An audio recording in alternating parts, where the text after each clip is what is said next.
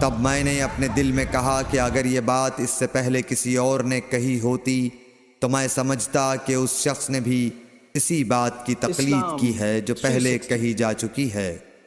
میں نے تم سے پوچھا کہ اس کے بڑوں میں کوئی بادشاہ بھی گزرا ہے تو تم نے کہا کہ نہیں۔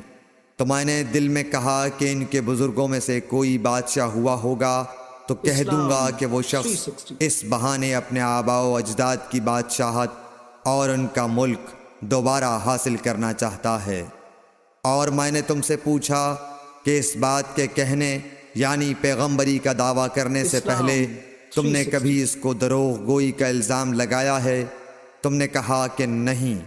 تو میں نے سمجھ لیا کہ جو شخص آدمیوں کے ساتھ دروغ گوئی سے بچے وہ اللہ کے بارے میں کیسے جھوٹی بات کہہ سکتا ہے۔